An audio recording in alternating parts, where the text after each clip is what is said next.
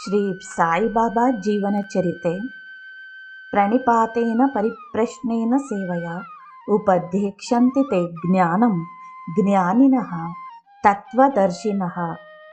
ಭಾಗ 3, ಅಧ್ಯಾಯ 8. ಜೀನ್ ನಾರ್ಕೆ ಪ್ರಸಿದ್ಧ ಭಕ್ತರಲ್ಲಿ ಒಬ್ಬರಾದ ಮತ್ತು ಬಾಬಾರವರ ನೇರ ಸಂಪರ್ಕ ಪಡೆದ ಸಾಯಿಬಾಬಾ ಸಂಸ್ಥಾನಕ್ಕೆ ಒಳ್ಳೆಯ ಸೇವೆ ಮಾಡಿದ ಪ್ರೊಫೆಸರ್ ಜಿ ನಾರ್ಕೆ ಭೂವಿಜ್ಞಾನ ಮತ್ತು ರಾಸಾಯನಿಕ ಶಾಸ್ತ್ರಜ್ಞ ಅವರನ್ನು ಇಲ್ಲಿ ಸ್ಮರಿಸಬಹುದಾಗಿದೆ. ಅವರು ಸಂಸ್ಥಾನದ ಟ್ರಸ್ಟಿಯಾಗಿ ಬಹಳ ದಿನ ಸೇವೆ ಮಾಡಿ ಬಹಳ ವಿದ್ಯಾವಂತರೂ ಆಗಿದ್ದರು. ಅವರು BVS ಸ್ವಾಮಿಯವರಿಗೆ ಆ ದಿನಗಳ ತಮ್ಮ ಹೇಳಿಕೆ ನೀಡಿ ಬಾಬಾರವರಲ್ಲಿ ಆಸಕ್ತಿ ವಹಿಸುವಂತೆ ಮಾಡಿದ್ದಾರೆ. ಅವರ ವಿದ್ಯಾವಾಸನೆ, ಅವರ ವ್ಯಕ್ತಿತ್ವ ಅವರ ಹೇಳಿಕೆಯಲ್ಲಿ ಕಂಡುಬರುತ್ತದೆ. ಭಕ್ತರುಗಳಲ್ಲಿ ಒಂದು ವಿಶಿಷ್ಟ ಸ್ಥಾನ ಪಡೆದಿದ್ದಾರೆ. ವಿದ್ಯಾಭ್ಯಾಸದಲ್ಲಿ ಇವರಿಗಿಂತ ಕೆಳಮಟ್ಟದಲ್ಲಿದ್ದ ಅನೇಕ ಭಕ್ತರು ಸಾಯಿ ಭಕ್ತಿಯನ್ನು ಅಪಾರವಾಗಿ ತೋರಿದ್ದಾರೆ. ಅವರ ಗಾಢವಾದ ಪ್ರೀತಿಯಿಂದ ಅವರು ಅಂಕಿತರಾದರು. ನಾರ್ಕೆ ಅವರೂ ಸಹ ಬಾಬಾ ಅವರಿಂದ ಗಣನೀಯವಾದ ಅನುಕೂಲ ಪಡೆದರು. ಅವರು ಬಾಬಾರವರ ಬಳಿ ಇರಲು ಅನೇಕ ಸಂದರ್ಭಗಳು ಒದಗಿದವು. ಆದರೆ ಅವರ ಬುದ್ಧಿವಂತಿಕೆ ಎಂಬ ಪರದೆ ಎಲ್ಲ ಚಿಂತಿತದಂತೆ ಬಾಬಾ ಅವರ ನಿಕಟವರ್ತಿಯಾಗಲೂ ಆಗಲಿಲ್ಲ. ಬಾಬಾ ಅವರ ಬಳಿ ಬರಲು ಅವರ ಪತ್ನಿ ಮಾಮಾ ಮತ್ತು ತಾಯಿ ಕಾರಣರಾಗಿದ್ದರು. ಅವರ ಮಾಮ ನಾಗಾಪುರದ ಬೂಟಿ ಸಾಹೇಬರು. ನಾರ್ಕೆಯವರ ವ್ಯಾಸಂಗವು ಧಾರ್ಮಿಕ ವ್ಯಾಸಂಗವೂ ಆಗಿತ್ತು. ಅವರು ಜ್ಞಾನೇಶ್ವರಿಯನ್ನು ಓದಿದ್ದರು. ಸಾಯಿಬಾಬಾರವರು ಸತ್ಪುರುಷರೆಂದು ಕೇಳಲ್ಪಟ್ಟಿದ್ದರು. ಅವರು 1909 ರಾಜ್ಯದ ಇಂಡಿಯಾ ಸರ್ಕಾರದ ವಿದ್ಯಾರ್ಥಿಯಾಗಿ ಲಂಡನ್ಗೆ ಹೋಗಿ ಆಗಷ್ಟೇ 1912ರಲ್ಲಿ ಮರಳಿ ಬಂದರು. ಅವರ ಪತ್ನಿ, ತಾಯಿ ಮತ್ತು ಮಾಮ ಇವರುಗಳು ಅವರಿಗೆ ಬಾಬಾರವರನ್ನು ನೋಡಲು ಶಿರಡಿಗೆ ಹೋಗು ಎಂದು ಹೇಳಿದಾಗಿ ಅವರು ಬಾಬಾರವರು ಇಚ್ಛೆಪಟ್ಟರೆ ಹೋಗುವೆ ಎಂದು ಉತ್ತರ ಬರೆದರು. ಆಗ ಬೂಟಿಯವರು ಬಾಬಾ ಅವರನ್ನು ಕೇಳಿ ಬಾಬಾ ನಿನ್ನನ್ನು ಬಯಸುತ್ತಾರೆ ಎಂದು ಬರೆದರು. ಆಗ ಏಪ್ರಿಲ್ 1913ರಂದು ಅವರು ಬಾಬಾರವರನ್ನು ನೋಡಲು ಹೋದರು. ಅವರ ತಾಯಿಯನ್ನು ಬಾಬಾರವರು ಆದರಿಸುತ್ತಿದ್ದರು. ಆದ್ದರಿಂದ ಆ ಮಾತೆಯ ಮಗನಿಗೂ ಸ್ವಾಗತ ಇತ್ತು. ಶ್ಯಾಮ ಅವರು ಇವರನ್ನು ಬಾಬಾ ಅವರಿಗೆ ಪರಿಚಯ ಮಾಡಿಸಿದರು. ಬಾಬಾರವರು ಶ್ಯಾಮನಿಗೆ, ಇವನನ್ನು ಮೊದಲಿಗೆ ಪರಿಚಯಿಸುತ್ತಿರುವೆಯಾ? ನಾನು ಇವನನ್ನು 30 ಜನ್ಮಗಳಿಂದ ನೋಡಿದ್ದೇನೆ ಎಂದರು. ಇದು ಮೊದಲಿಗೆ ನಾರ್ಕೆಯವರಿಗೆ ಆದ ಆಶ್ಚರ್ಯ. ಇವರು ಬಾಬಾರವರ ನೇತ್ರ ಕಮಲಗಳನ್ನು ನೋಡಿ ಮೊದಲನೇ ಅಭಿಪ್ರಾಯ ಮೂಡಿಸಿಕೊಂಡರು. ಬಾಬಾರವರ ಕಣ್ಣುಗಳು ತೀಕ್ಷ್ಣವಾಗಿದ್ದವು. ಅವರ ನೋಟ ನಾರ್ಕೆ ಅವರಲ್ಲಿ ಇತ್ತು.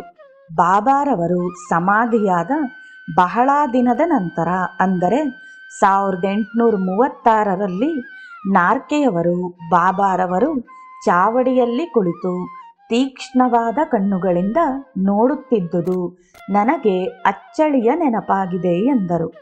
ನಾರ್ಕೆಯವರು ಪ್ರಸಕ್ತ ಭಕ್ತರನ್ನು ಕೂಡಿಸಿ ಆದಷ್ಟು ಸೇವೆ ಮಾಡಿ ಆರತಿ ಇತ್ಯಾದಿಗಳಲ್ಲಿ ಭಾಗವಹಿಸುತ್ತಿದ್ದರು. ಒಂದು ದಿವಸ ಆರತಿ ಸಮಯದಲ್ಲಿ ಬಾಬಾರವರು ಬಹಳ ಕೋಪಿಷ್ಠರಾಗಿದ್ದರು. ಅವರು ಬುಸುಗುಡುತ್ತಾ ಬೈಯುತ್ತಾ ಹೆದರಿಸುತ್ತಿದ್ದರು. ಏತಕ್ಕೆ ಎಂಬುದು ಯಾರಿಗೂ ತಿಳಿಯಲಿಲ್ಲ. ನಾರ್ಕೆ ಅವರಿಗೆ ಬಾಬಾ ಹುಚ್ಚರೇ ಎಂಬ ಶಂಕೆ ಮನದಲ್ಲಿ ಸುಳಿಯಿತು. ಆರತಿ ಆದ ನಂತರ ನಾರ್ಕೆ ಮನೆಗೆ ಹೋಗಿ ಅನಂತರ ಬಂದು ಬಾಬಾರವರ ಕಾಲುಗಳನ್ನು ನೀವುತ್ತಾ ಕುಳಿತರು. ಬಾಬಾರವರು ಆಗ ತಲೆ ಅಲ್ಲಾಡಿಸುತ್ತಾ, ಅರೆ ನಾರ್ಕೆ, ನಾನು ಹುಚ್ಚನಲ್ಲ ಎಂದರು. ನಾರ್ಕೆಯವರ ಮನದಲ್ಲಿ ಸುಳಿದ ಶಂಕೆ ಬಾಬಾರವರಿಗೆ ಅರಿವಿದ್ದಿತು. ಆಗ ಅವರು ಬಾಬಾರವರಿಂದ ಏನನ್ನೂ ಮುಚ್ಚಿಡಲಾಗುವುದಿಲ್ಲ ಎಂದರು. ನಾರ್ಕೆಯವರು ಬಾಬಾರವರು ನನ್ನ ಅಂತರ್ಯಾಮಿ, ನನ್ನ ಅಂತರ್ಯಾಮಿತ್ವದ ಆತ್ಮ ಎಂದಿದ್ದಾರೆ. ಶ್ರೀ ನಾರ್ಕೆ ಆಗ ಬಾಬಾರವರನ್ನು ಅಧ್ಯಯನ ಮಾಡತೊಡಗಿ ಅನುಭವಗಳನ್ನು ಶೇಖರಿಸಿಕೊಂಡು ಬಾಬಾರವರ ಅಂತರ್ಯಾಮಿತ್ವ ಮನಗಂಡರು. ಬಾಬಾರವರು ಮಾತನಾಡಿದಾಗ ನಾರ್ಕೆಯವರ ಹೃದಯದಲ್ಲಿ ಕುಳಿತು ಅವರ ಯೋಚನೆ ಮತ್ತು ಬಯಕೆಗಳನ್ನು ಬಲ್ಲವರಾಗಿದ್ದರು. ನಾರ್ಕೆಯವರು ಈ ದೇವರೇ ನನ್ನಲ್ಲಿದ್ದಾನೆ, ಆದ್ದರಿಂದ ಬಾಬಾ ಅವರೇ ದೇವರು ಎಂದಿದ್ದಾರೆ. ಅವರು ವೈಜ್ಞಾನಿಕವಾಗಿ ಪ್ರೊಫೆಸರ್ ಆಗಿ ಅವರನ್ನು ಇನ್ನೂ ಪರೀಕ್ಷಿಸಲು ಇಚ್ಛಿಸಿ ಅವರು ಪರೀಕ್ಷಿಸಿದಾಗಲೆಲ್ಲ ಬಾಬಾ ಅವರು ಸರ್ವಜ್ಞರು, ಅಂತರ್ಯಾಮಿಗಳು ಎಂದು ಖಚಿತ ನಿರ್ಧಾರಕ್ಕೆ ಬಂದರು. ಈ ಪ್ರೊಫೆಸರ್ ಅವರು ಸುಮಾರು 100 ಸಂಗತಿಗಳನ್ನು ತಿಳಿಸಿದ್ದಾರೆ. ಅವರಿಗೆ ಭೂತ, ಭವಿಷ್ಯತ್, ವರ್ತಮಾನ ತಿಳಿದಿತ್ತೆಂದು ಕಂಡರು. ಈಗ ನಾರ್ಕೆಯವರಿಗೆ ಆದ ಅನುಭವ ನೋಡೋಣ. ಬಾಬಾರವರು 1913ರಲ್ಲಿ ಮಾತನಾಡುತ್ತಾ ಈ ಪ್ರೊಫೆಸರ್ ಅವರ ಮಾವ ಅಂದರೆ ಬೂಟಿಯವರು ಕಲ್ಲಿನಿಂದ ವಾಡಾವನ್ನು ಶಿರಡಿಯಲ್ಲಿ ಕಟ್ಟುತ್ತಾರೆ ಮತ್ತು ಪ್ರೊಫೆಸರ್ ಮೇಲ್ವಿಚಾರಣೆ ನೋಡಿಕೊಳ್ಳುತ್ತಾರೆ ಎಂದಿದ್ದರು. ಸುಮಾರು 1915-16ರಂದು 3 ವರ್ಷದ ನಂತರ ಬೂಟಿಯವರು ಕಲ್ಲಿನ ಕಟ್ಟಡ ನಿರ್ಮಾಣ ಮಾಡಲು ಆರಂಭಿಸಿದರು. 1920ರ ಅನಂತರದಲ್ಲಿ ಸಂಸ್ಥಾನ ಪ್ರಾರಂಭವಾಗಿ ನಾರ್ಕೆ ಅವರು ಇದಕ್ಕೆ ಟ್ರಸ್ಟಿಯಾಗಿ ಸಮಾಧಿಯ ಮೇಲ್ವಿಚಾರಣೆ ನೋಡಿಕೊಳ್ಳುತ್ತಿದ್ದರು. ಇದೊಂದು ಮುಖ್ಯವಾದ ಸಂಗತಿ. ಈ ರೀತಿ ನಡೆಯಿತು. ಅವರ ತಾಯಿ ಅವರ ಕೆಲಸದ ಬಗೆಗೆ ಚಿಂತೆಯಿಂದಿದ್ದರು. ಅವರು ಮೊದಲಿಗೆ ವೃತ್ತಪತ್ರಿಕೆಯಲ್ಲಿ ಬರುತ್ತಿದ್ದ ನೌಕರಿ ಜಾಹೀರಾತಿಗೆ ಅರ್ಜಿ ಹಾಕುತ್ತಾ ಮೈನಿಂಗ್ ಕೆಲಸ ಇತ್ಯಾದಿ ಚಿಕ್ಕ ಪುಟ್ಟ ಕೆಲಸ ಮಾಡುತ್ತಿದ್ದರು. ಅವರು ಬರ್ಮಾ ಮತ್ತು ಬಾಲಾಘಾಟ್ನಲ್ಲಿ ಕೆಲಸ ಮಾಡಿದರು. ಅವರು ಒಂದು ಸಾರಿ ಕೆಲಸವಿಲ್ಲದೆ 13 ತಿಂಗಳು ಶಿರಡಿಯಲ್ಲಿದ್ದರು. ಅವರಿಗೆ ಬೇಜಾರಾಗಿ ತಾವು ವಕೀಲರಾಗಬೇಕೆಂದಿದ್ದರು. 1914ರಲ್ಲಿ ಬಾಬಾ ಅವರು ಫಕೀರರಿಗೆ ಕಫ್ನಿ ಕೊಡುತ್ತಿದ್ದಾಗ ತಮಗೂ ಕಫ್ನಿ ಕೊಡುವರೆಂದು ಭಾವಿಸಿದ್ದರು. ಆದರೆ ಬಾಬಾ ಕೊಡಲಿಲ್ಲ. ಸ್ವಲ್ಪ ಸಮಯದ ನಂತರ ಬಾಬಾ ನಾರ್ಕೆಯವರನ್ನು ಕರೆದು ಅವರ ತಲೆಯ ಮೇಲೆ ಕೈ ಸವರಿ ತಟ್ಟಿ, ನೀನು ನನಗೆ ಕಫ್ನಿ ಕೊಡಲಿಲ್ಲ ಎಂದು ನಿಂದಿಸಬೇಡ, ಆ ಫಕೀರ ನಿನಗೆ ಅದನ್ನು ಕೊಡಲು ಒಪ್ಪಲಿಲ್ಲ ಎಂದರು. ಅವರ ತಾಯಿ ಮತ್ತಿತರರು ಬಾಬಾರವರನ್ನು ಇವನೇನಾಗುವನೋ ತಿಳಿಸಿರಿ ಎಂದು ಕೇಳಿದರು. ನಾರ್ಕೆಯವರ ಜೀವನ ಬಹಳ ಗೊಂದಲಮಯವಾಗಿ ಸ್ಥಿರವಾಗಿರಲಿಲ್ಲ. ಚಿಕ್ಕ ಪುಟ್ಟ ಉದ್ಯೋಗಗಳಿಗೆ ಅಲ್ಲಿ ಇಲ್ಲಿ ಅಲೆದಾಡಬೇಕಿತ್ತು. ಅವರ ತಾಯಿಯವನಿಗೆ ಒಂದು ಒಳ್ಳೆಯ ಉದ್ಯೋಗ ಕೊಡಿಸಿ ಎಂದು ಬಾಬಾರವರನ್ನು ಬೇಡಿದರು. ಬಾಬಾರವರು, ನಾನು ಅವನನ್ನು ಪೂನಾದಲ್ಲಿ ಇರುವ ಹಾಗೆ ಮಾಡುತ್ತೇನೆ ಎಂದರು. ಪತ್ರಿಕೆಯಲ್ಲಿ ಜಾಹೀರಾತು ನೋಡಿದಾಕ್ಷಣವೇ ಬಾಬಾರವರಲ್ಲಿಗೆ ಹೋಗಿ, ನಾನು ಈ ಜಾಗಕ್ಕೆ ಹೋಗಲೇ, ಕಲ್ಕತ್ತಾ ಅಥವಾ ಬರ್ಮಾದಲ್ಲಿ ಎಂದು ಕೇಳುತ್ತಿದ್ದರು. ಬಾಬಾರವರು ಕಲ್ಕತ್ತಾಗೆ ಹೋಗು, ಪೂನಾಕ್ಕೆ ಹೋಗು ಎಂದು ಪ್ರತಿಯೊಂದಕ್ಕೂ ಪೂನಾ ಸೇರಿಸುತ್ತಿದ್ದರು. ಆದರೂ ಬಹಳ ದಿನಗಳ ತನಕ ಪೂನಾದಲ್ಲಿ ಕೆಲಸ ಸಿಗುವ ಭರವಸೆಯೇ ಇರಲಿಲ್ಲ. 1917ರಲ್ಲಿ ಪುಣೆಯ ಇಂಜಿನಿಯರಿಂಗ್ ಕಾಲೇಜಿನಲ್ಲಿ ಭೂವಿಜ್ಞಾನ ಶಾಸ್ತ್ರಜ್ಞ ಕೆಲಸ ಖಾಲಿ ಇದೆ ಎಂದು ವೃತ್ತಪತ್ರಿಕೆಯಲ್ಲಿ ಜಾಹೀರಾತು ನೋಡಿದರು. ನಾರ್ಕೆಯವರು ಬಾಬಾರವರಲ್ಲಿಗೆ ಹೋಗಿ ಅದಕ್ಕೆ ಅರ್ಜಿ ಸಲ್ಲಿಸಲೇ ಎಂದು ಕೇಳಿದರು. ಬಾಬಾರವರು ಸರಿ ಎಂದರು. ನಾರ್ಕೆಯವರು ಪೂನಾಕ್ಕೆ ಹೋಗಿ ಅಲ್ಲಿ ಇದಕ್ಕೆ ಸಂಬಂಧಪಟ್ಟವರನ್ನು ನೋಡಿದರು. ಯಾವ ಶಿಫಾರಸು ಇರಲಿಲ್ಲ. ಬಹಳ ಜನ ಅಭ್ಯರ್ಥಿಗಳಿದ್ದರಿಂದ ಕೆಲಸ ಸಿಗುವುದು ಬಹಳ ಕಷ್ಟಕರವಾಗಿತ್ತು. ಬಾಬಾರವರು ಆ ಸಮಯದಲ್ಲಿ ಶಿರಡಿಯಲ್ಲಿ ಈ ನಾರ್ಕೆ ಎಲ್ಲಿಗೆ ಹೋದ ಎಂದು ಕೇಳಲು ಅಲ್ಲಿದ್ದವರು ಅವನು ಪೂನಾಕ್ಕೆ ಕೆಲಸ ಹುಡುಕಿಕೊಂಡು ಹೋಗಿದ್ದಾನೆ ಎಂದರು. ಬಾಬಾರವರು ಅಲ್ಲಾ ಅವನನ್ನು ಆಶೀರ್ವದಿಸುತ್ತಾರೆ ಎಂದರು. ಹೀಗೆ ಬಾಬಾರವರ ಸಹಾಯ ದೊರಕಿತು. ಬಾಬಾರವರು ನಾರ್ಕೆಗೆ ಮಕ್ಕಳಿವೆಯೇ ಎಂದು ಕೇಳಿದರು. ಅವರು ಇಲ್ಲ, ಮಕ್ಕಳು ಹುಟ್ಟಿ ಸತ್ತವು ಎಂದರು. ಬಾಬಾರವರು ಪುನಃ ಅಲ್ಲಾನು ಆಶೀರ್ವಾದ ಮಾಡುತ್ತಾನೆ ಎಂದರು. ಇವೆರಡೂ ಆಶೀರ್ವಾದಗಳು ಫಲಿಸಿದವು.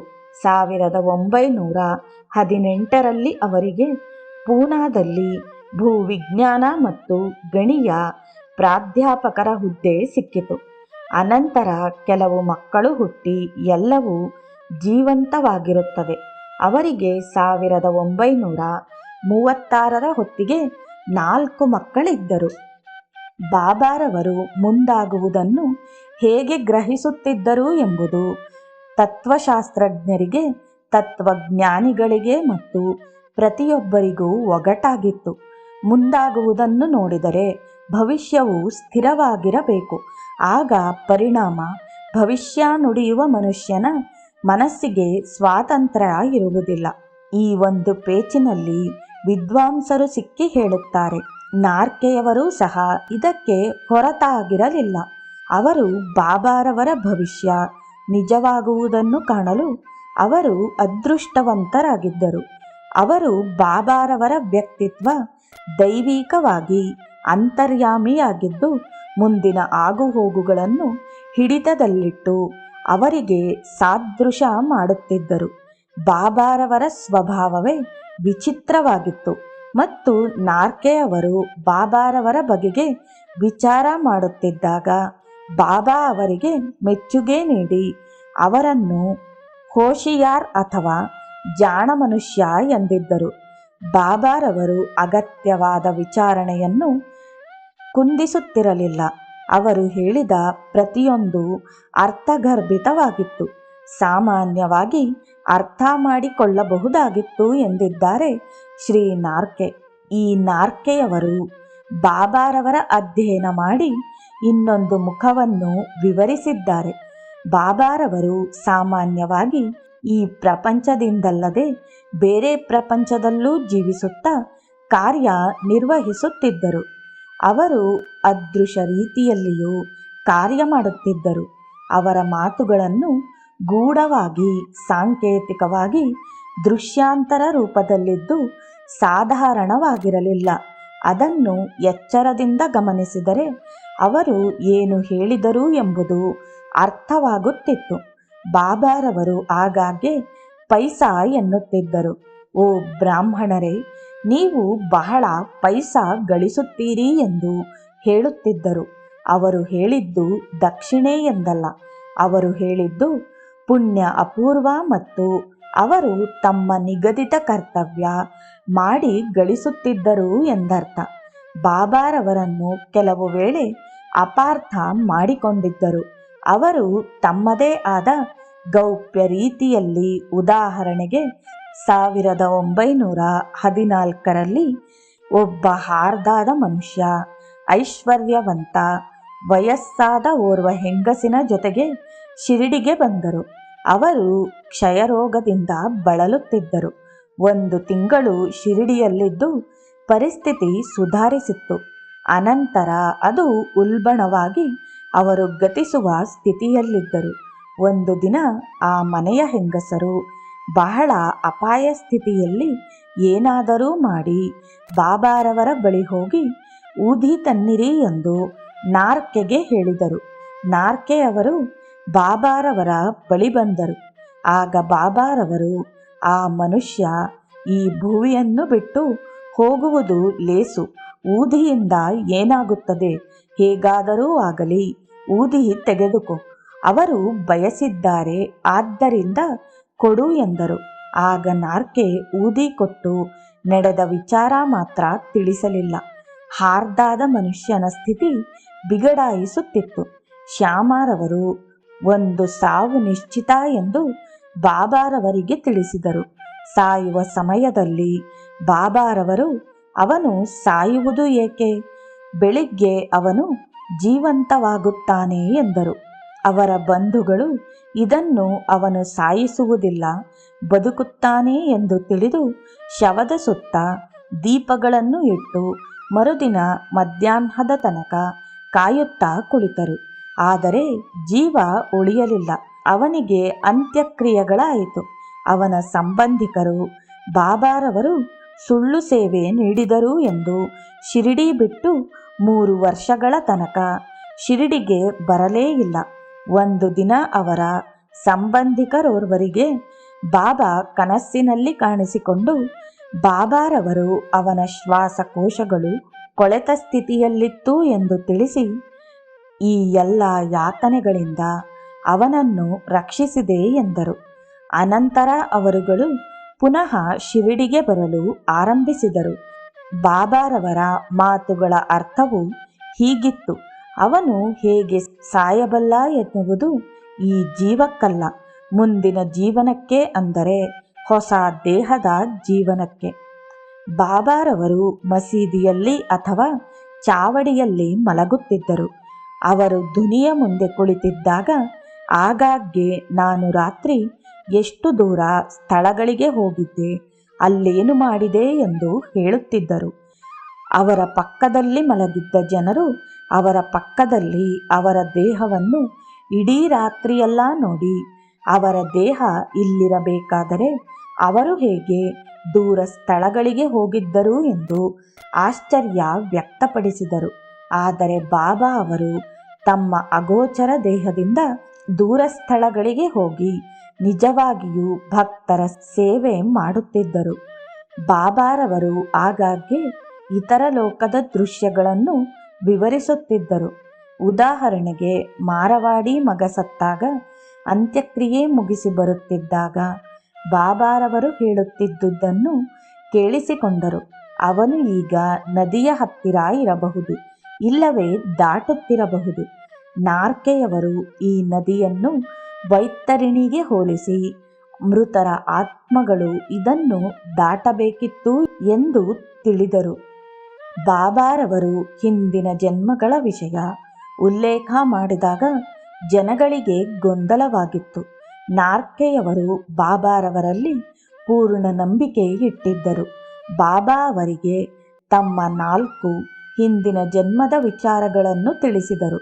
ಅದನ್ನು ಇತರರ ಉಪಸ್ಥಿತಿಯಲ್ಲಿ ಹೇಳಿದರು. ಬಾಬಾರವರು ಸಾಮಾನ್ಯವಾಗಿ ಕೆಲವರ ವಿಚಾರವನ್ನು ಎಲ್ಲರ ಎದುರಿಗೂ ಹೇಳುತ್ತಿದ್ದರೇ ಹೊರತು ಅವರೊಬ್ಬರೇ ಇದ್ದಾಗ ಅಲ್ಲ. ಇದನ್ನು ಸಂಬಂಧಪಟ್ಟವರೇ ತಿಳಿದು ಬೇರೆಯವರಿಗೆ ಸಾಧ್ಯವಾಗುತ್ತಿರಲಿಲ್ಲ. ಹೀಗೆ ಅವರು ಒಂದೇ ಸಾರಿ ಕೆಲವು ಮಾತು ಮತ್ತು ಕೃತಿಗಳಿಂದ ಅನೇಕ ಜನರಿಗೆ ಸಹಾಯ ಮಾಡಿದರು. ಬಾಬಾರವರು ಪ್ರಪಂಚದ ಆಚೆ ಇತರ ಕಡೆಗಳಿಗೂ ಹೋಗಬಲ್ಲವರಾಗಿ, ಅವರು ಎಲ್ಲಿ ಏನಾಗುತ್ತಿದೆ ಎಂಬುದನ್ನು ಗ್ರಹಿಸಿ ಹತೋಟಿಯಲ್ಲಿಡುತ್ತಿದ್ದರು. ಏಕೆಂದರೆ ಅವರು ಭೂತ ಭವಿಷ್ಯತ್ತನ್ನು ನೋಡಬಲ್ಲವರಾಗಿದ್ದರು. ಅವರು ಈ ದೇಹಕ್ಕೆ ಬಂಧನವಾದ ಆತ್ಮವಾಗಿರಲಿಲ್ಲ. ಬಾಬಾರವರು ತಾವೇ ಇದನ್ನು ಪ್ರಶ್ನೆ ಹಾಕಿ ಉತ್ತರಿಸಿದರು. ನೀನೆಲ್ಲಿರುವೆ, ನಾನೆಲ್ಲಿದ್ದೇನೆ, ಪ್ರಪಂಚ ಎಲ್ಲಿದೆ? ತಮ್ಮ ದೇಹವನ್ನು ತೋರಿಸಿ ಒಂದು ಸಾರಿ ಅವರು, ಇದು ನನ್ನ ಮನೆ, ನಾನು ಇಲ್ಲಿಲ್ಲ, ನನ್ನ ಬೋರ್ಗಾಂವ್ ಗುರು ನನ್ನನ್ನು ತೆಗೆದುಕೊಂಡು ಹೋಗಿದ್ದಾನೆ. ಅಂದರೆ ಅವರ ದೇಹಾತ್ಮ ಬುದ್ಧಿಯನ್ನು ಗುರು ಸಂಪೂರ್ಣವಾಗಿ ತೆಗೆದುಕೊಂಡಿದ್ದಾನೆ. ಈ ಪ್ರಾಧ್ಯಾಪಕ ನಾರ್ಕೆ ತನ್ನ ಶಾಸ್ತ್ರದಲ್ಲಿ ನಿಪುಣರಾಗಿ ಸಾಯಿಬಾಬಾ ಜೀವಂತವಾಗಿದ್ದಾರೆ ಎಂದರು. ಅವರು ಆಗ ಎಲ್ಲಿದ್ದರೋ ಈಗ ಅಲ್ಲಿಯೇ ಇದ್ದಾರೆ, ಈಗ ಎಲ್ಲಿದ್ದಾರೆಯೋ ಆಗಲೂ ಅಲ್ಲಿಯೇ ಇದ್ದರು. ಇಂತಹ ಉನ್ನತವಾದ ಹೇಳಿಕೆಗಳು ಅವುಗಳಲ್ಲಿ ಹೆಚ್ಚು ಸತ್ಯವಿದೆ ಎಂದು ತಿಳಿಸುತ್ತದೆ. ನಾರ್ಕೆಯವರಿಗೆ ಬಾಬಾರವರ ಹೇಳಿಕೆಗಳು ವಿಚಿತ್ರ ಕಾರ್ಯವೈಖರಿ ತೋರಿಸುತ್ತದೆ. ಬಾಬಾರವರು ಗತಿಸಿದ ಆತ್ಮಗಳ ಹಣೆ ಬರಹವನ್ನು ಹಿಡಿತದಲ್ಲಿಟ್ಟಿದ್ದರು. ಅದು ಇವರ ಮುಖ್ಯ ಕೆಲಸವೂ ಆಗಿತ್ತು. ಬಾಬಾರವರು ಅಮೃತವನ್ನು ಯಾವಾಗಲೂ ನುಡಿಯಲಿಲ್ಲ, ಅರ್ಥವಿಲ್ಲದ ಮಾತುಗಳನ್ನೂ ಸಹ ಆಡುತ್ತಿರಲಿಲ್ಲ. ಅವರು ದೈವದತ್ತ ವ್ಯಕ್ತಿ. ಮೃತರ ಆತ್ಮವನ್ನು, ಅಂದರೆ ತಮ್ಮಲ್ಲಿ ಸಂಪರ್ಕವಿದ್ದವರ ನಿಯಮದಿಂದ ನಡೆಸುತ್ತಿದ್ದರು. ಬಾಬಾರವರ ಗುರುವಿನ ಬಗೆಗೆ ನಾರ್ಕೆ ಅವರು ಮಾಜಾ ಗುರು ಬ್ರಹ್ಮೇನ್ ಆಹೆ ಎಂದು ಬಾಬಾ ಹೇಳುತ್ತಿದ್ದರು. ನನ್ನ ಗುರು ಬ್ರಾಹ್ಮಣ ಎಂದಿದ್ದಾರೆ. ಈ ರೀತಿ ಬಾಬಾರವರು ತಮ್ಮ ಗುರುವಿನ ಬಗೆಗೆ ಹೇಳಿದ್ದು ನಾರ್ಕೆಯವರು ಬಾಬಾರವರು ತಮ್ಮ ಪದ್ಧತಿ ಅನುಸರಿಸಿ ಮುಂದುವರಿಯಲು ಯಾವ ಶಿಷ್ಯ ನನ್ನ ಹೆಸರಿಸಿಲ್ಲ ಎಂದಿದ್ದಾರೆ. ಅದಕ್ಕೆ ಬದಲು ಬಾಬಾರವರು ನನ್ನ ಗುರುವಿನ ಕಡೆ ಬರಲು ನಾನು ನಡುಗುತ್ತಿದ್ದೆ ಎಂದಿದ್ದರು. ಶಿರಡಿಯಲ್ಲಿ ಈ ರೀತಿ ಸೇವೆ ಮಾಡುವವರು ಯಾರೂ ಇರಲಿಲ್ಲ. ಒಂದು ಸಾರಿ ಬಾಬಾ ಯಾರು ನನ್ನ ಶಿಷ್ಯ ಎಂದು ಹೇಳುತ್ತಾರೆ, ಯಾರು ನನ್ನನ್ನು ತೃಪ್ತಿಯಾಗಿ ಸರಿಯಾಗಿ ಸೇವೆ ಮಾಡುವವರಿದ್ದಾರೆ ಎಂದು ಕೇಳಿದರು. ಶಿಷ್ಯರು ಅವರ ಮಾರ್ಗದಲ್ಲಿ ಇರುವುದು ಹಾಗಿರಲಿ. ಬಾಬಾರವರು ಅನೇಕ ಭಕ್ತರುಗಳಿಗೆ ಅನೇಕ ರೀತಿಯಲ್ಲಿ ಸಹಾಯ ಮಾಡಿ ನೆರವು ನೀಡಿದ್ದಾರೆ. ಅವರನ್ನು ಹುರಿದುಂಬಿಸಿ ರಕ್ಷಿಸಿ ಅವರಿಗೆ ಸಲಹೆಗಳನ್ನು ನೀಡಿದ್ದಾರೆ ನಾರ್ಕೆಯವರು. ಬಾಬಾರವರ ಉಪದೇಶದ ರೀತಿಯನ್ನು ಅಧ್ಯಯನ ಮಾಡಿದರು. ಬಾಬಾರವರು ನೀತಿ ಕಥೆಗಳನ್ನು ಹೇಳಿ ಕೆಲವು ವೇಳೆ ಅಪ್ಪಣೆ ಕೊಡುತ್ತಿದ್ದರು. ಇವೆಲ್ಲವೂ ವಿಶೇಷವಾಗಿದ್ದವು. ಅಂದರೆ ಬಾಬಾರವರ ಸಾಮಾನ್ಯ ಪದ್ಧತಿ ಮೌಖಿಕವಾಗಿರಲಿಲ್ಲ. ಅವರ ಪದ್ಧತಿ ಮೊದಲಿಗೆ ನಕಾರಾತ್ಮಕವಾಗಿತ್ತು. ಅಂದರೆ ಗುರುವು ತನ್ನ ಶಿಷ್ಯನಿಗೆ ಯಾವ ಮಂತ್ರವನ್ನು ಹೇಳುವುದಿಲ್ಲ. ಸಾಮಾನ್ಯವಾಗಿ ಗುರುವು ಶಿಷ್ಯನ ಕಿವಿಯಲ್ಲಿ ಮಂತ್ರವನ್ನು ಪಿಸಿಗುಟ್ಟುತ್ತಾನೆ. ಅವರು ಹಾಗೆ ಮಾಡುವಾಗ ಕಿವಿಯನ್ನು ಕಚ್ಚುತ್ತಿರುವಂತೆ ಕಾಣುತ್ತದೆ. ಆದ್ದರಿಂದ ಬಾಬಾರವರು ಮೀಕಾ ನಾಲಾ ದಸ್ನಾರ ಗುರು ನಹ್ವೆ, ಅಂದರೆ ನಾನು ಕಿವಿಯನ್ನು ಕಚ್ಚುವ ಗುರು ಅಲ್ಲ ಎಂದರು. ಅವರು ಶಿಷ್ಯನಿಗೆ ಜಪ ಧ್ಯಾನವೇ ಸಾಕು ಎಂದು ಒಪ್ಪುತ್ತಿರಲಿಲ್ಲ. ಇವು ಸಾಧಕನಲ್ಲಿ ಅಭಿಮಾನ ಅಹಂಕಾರವನ್ನು ಉಂಟು ಮಾಡುತ್ತದೆ. ಅಹಂಕಾರವನ್ನು ಪೂರ್ಣ ತ್ಯಾಗ ಮಾಡದೇ ಇದ್ದರೆ ಗುರು ತನ್ನ ಪ್ರಭಾವವನ್ನು ಶಿಷ್ಯನಿಗೆ ನೀಡಲಾರ. ಬಾಬಾರವರ ಶಾಲೆಯಲ್ಲಿ ಗುರುವು ಏನು ಪಾಠವನ್ನು ಹೇಳುವುದಿಲ್ಲ. ಅವರು ಪ್ರಕಾಶಿಸಿ ತಮ್ಮ ಪ್ರಭಾವವನ್ನು ಬೀರುತ್ತಾರೆ. ಹಾಗೆ ಬೀರಿದ ಪ್ರಭಾವವು ಸಂಪೂರ್ಣವಾಗಿ ಶರಣಾಗತವಾದ ಆತ್ಮದಲ್ಲಿ ಹೀರಿಕೊಂಡು ಅಹಂ ನಾಶವಾಗಿ ಆತ್ಮಾನುಭವ ಪಡೆಯುತ್ತಾರೆ. ಆದ್ದರಿಂದ ಬಾಬಾರವರು ಕೆಲವು ಭಕ್ತರುಗಳಿಗೆ ನೀವು ನನ್ನ ಬಳಿ ಇರಿ ಮತ್ತು ಸುಮ್ಮನೇ ಇರಿ, ಉಳಿದಿದ್ದನ್ನು ನಾನು ನೋಡಿಕೊಳ್ಳುವೆ ಎಂದು ಹೇಳುತ್ತಿದ್ದರು. ಅಂದರೆ ಗುಟ್ಟಾಗಿ ಆಗಲಿ ಅಗೋಚರವಾಗಲಿ ಅವರಲ್ಲಿ ಸಂಪೂರ್ಣ ವಿಶ್ವಾಸವಿಡುವುದು ಅಗತ್ಯವಾಗಿತ್ತು. ಯಾರು ಅವರನ್ನು ಸುಮ್ಮನೆ ನೋಡುತ್ತಾ ಅವರ ಹತ್ತಿರ ಸ್ವಲ್ಪ ಕಾಲ ಇರುತ್ತಾ ಇದ್ದರೂ ಅವರಿಗೆ ವಿಶ್ವಾಸ ಮೂಡುತ್ತಿತ್ತು. ಪ್ರತಿಯೊಬ್ಬ ಭಕ್ತರಿಗೂ ಬಾಬಾರವರು ತಮ್ಮ ಅಪಾರ ಶಕ್ತಿಯ, ಅಂದರೆ ಅವರ ಹೃದಯಗಳನ್ನು ವೀಕ್ಷಿಸಿ ದೇಶ ಕಾಲಗಳ ಮಿತಿಯಿಲ್ಲದೆ ಅವರಿಗೆ ಅನುಭವ ನೀಡುತ್ತಿದ್ದು ಅವರುಗಳಿಗೆ ವಿಶ್ವಾಸ ಮೂಡುವಂತೆ ಮಾಡುತ್ತಿದ್ದರು. ಬರೀ ನಂಬಿಕೆಯಿಂದಲೇ ಪದಾರ್ಥಗಳನ್ನು ನುಂಗುವ ಹಾಗಿರಲಿಲ್ಲ. ಭಕ್ತರ ಧಾರ್ಮಿಕ ಲೌಕಿಕ ಅನುಕೂಲಗಳನ್ನು ಪಡೆದ ಅವರಿಗೆ ತಾವು ಯಾವಾಗಲೂ ಬಾಬಾರವರಿಂದ ಗಮನಿಸಲ್ಪಡುತ್ತಿದ್ದಾರೆ ಎಂಬ ಭಾವನೆ ಅವರಲ್ಲಿ ಉಂಟಾಗುತ್ತಿತ್ತು. ಅವರು ಎಲ್ಲಿಯೇ ಇರಲಿ ಯಾವಾಗಲೇ ಇರಲಿ ಭಕ್ತರುಗಳಿಗೆ ಅವರ ಅನುಭವ ವೇದವಾಗುತ್ತಿತ್ತು. ಅವರ ಶಕ್ತಿಯು ಈ ಪ್ರಪಂಚದ ಪದಾರ್ಥಗಳ ಮೇಲೆ ಮತ್ತು ನಮ್ಮ ಅದೃಷ್ಟದ ಮೇಲೆ ಹಿಡಿತವಿಟ್ಟು ಅಲ್ಲಿ ಈಗಲೇ ನಮ್ಮ ಮುಂದಿನ ಭವಿಷ್ಯ ಮತ್ತು ಅಗೋಚರವಾದ ಪ್ರಪಂಚಗಳ ಮೇಲೆಯೂ ಇದ್ದಿತು. ಶ್ರೀ ನಾರ್ಕೆಯವರ ಪ್ರಕಾರ ಶಿಷ್ಯನು ಬಾಬಾರವರ ಕೈಕೆಳಗೆ ಇದ್ದು ಅವರ ಗುರುಕೃಪೆಗೆ ಪಾತ್ರರಾಗಲು ಸಮರ್ಥರಾಗಿರಬೇಕು. ಅಂದರೆ ಅವರು ಶುದ್ಧರಾಗಿ ನಿರ್ಮಲವಾಗಿ ಸರಳವಾಗಿ ಮತ್ತು ಗುಣವಂತರಾಗಿ ತಮ್ಮ ಗುರುವು ಅವರ ಮೇಲೆ ಪ್ರಭಾವ ಬೀರಿ ಅನುಭವಗಳನ್ನು ಹೊಂದಿ ತಮ್ಮ ಗುರಿ ಮುಟ್ಟುವ ತನಕ ತಮ್ಮ ಗುರುವಿನಲ್ಲಿ ವಿಧೇಯರಾಗಿ ಇರಬೇಕು. ಆದರೆ ಒಂದು ಹೆಜ್ಜೆ ಈಗ ಸಾಕು ಎನ್ನುವುದೇ ನಿಜವಾದ ಅವನ ಮಾನವ ಶಾಸ್ತ್ರ. ಆಧ್ಯಾತ್ಮಿಕ ಸಮಸ್ಯೆಗಳೇ ಕೊನೆಯ ಗುರಿ ಎಂದುಕೊಂಡರೆ ತೆಗೆದುಕೊಳ್ಳುವ ಅವಶ್ಯಕತೆ ಇರಲಿಲ್ಲ. ಅವನು ಅವುಗಳ ಉತ್ತರ ಕಂಡುಹಿಡಿಯಲು ಸಾಧ್ಯವಿಲ್ಲ. ಗುರುವು ಅವನನ್ನು ಮೇಲಕ್ಕೆತ್ತಿ ಅವನಿಗೆ ಉಚ್ಚವಾದ ಶಕ್ತಿಯನ್ನು, ಅಪಾರವಾದ ಜ್ಞಾನ, ನಿಜವಾದ ತಿಳುವಳಿಕೆಯನ್ನು ನೀಡುತ್ತಾನೆ. ಆಗ ನಮ್ಮ ಅಂತ್ಯ ಗುರುವಿನ ಕೈಗಳಲ್ಲಿ ಸುರಕ್ಷಿತವಾಗಿರುತ್ತದೆ. ಈ ನಿರ್ಣಯಗಳು ಬಾಬಾರವರ ಒಂದು ಉಪನ್ಯಾಸದಿಂದಲ್ಲ, ಆದರೆ ಅವುಗಳನ್ನು ಅವರು ಅನೇಕ ಭಕ್ತರುಗಳನ್ನು ಹೇಗೆ ನೋಡುತ್ತಿದ್ದಾರೆ ಎಂಬ ಅನುಭವಗಳನ್ನು ಶೇಖರಿಸಿ ತೀರ್ಮಾನಕ್ಕೆ ಬಂದಿದೆ.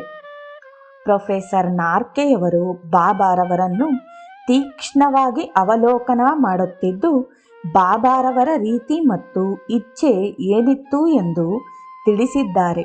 ಶಾಸ್ತ್ರೀಯವಾದ ಪದ್ಧತಿಯ ಸಾಧನಾ ಚತುಷ್ಟಯ ಅಂದರೆ ವಿವೇಕ, ವೈರಾಗ್ಯ ಮತ್ತು ಮುಮುಕ್ಷತ್ವಗಳ ಬಗೆಗೆ ನಾರ್ಕೆಯವರು ವಿವೇಕ, ವೈರಾಗ್ಯ ಎಂದರೇನು ಎಂದು ಮೊದಲಿಗೆ ತಿಳಿಸಿದ್ದಾರೆ. ಸುಮ್ಮನೆ ವಿವೇಕ, ವೈರಾಗ್ಯ ಎಂದು ಹೇಳಿ ಯಾವುದನ್ನೂ ತಿಳಿಯದೆ, ಯಾವುದನ್ನು ಅನುಭವಿಸದೆ, ಯಾವುದನ್ನು ತ್ಯಾಗ ಮಾಡಬೇಕು ಎಂದು ತಿಳಿಯದೇ ಇದ್ದರೆ ಅದು ಹುಡುಗಾಟವಾಗುತ್ತದೆ ಮತ್ತು ಅದು ತಪ್ಪು ತಿಳುವಳಿಕೆಯಿಂದ ಇತರರನ್ನು ಮೋಸ ಮಾಡಿದ ಹಾಗಾಗುತ್ತದೆ. ಇದು ಪುಸ್ತಕ ಜ್ಞಾನವಾಗಿ ನಿಜವಾಗಿರದೆ ನಿಜವಾದ ಜೀವನದ ಜಂಜಾಟವನ್ನು ತಡೆಯಲಾಗುವುದಿಲ್ಲ. ವಿವೇಕ, ವೈರಾಗ್ಯ ಎಂದು ಸುಮ್ಮನೆ ಹೇಳುತ್ತಾ ಅವುಗಳಲ್ಲಿ ಅನುರಕ್ತರಾಗದೇ ಇದ್ದರೆ ಅದು ಪಾಷಾಂದಿತನವಾಗುತ್ತದೆ.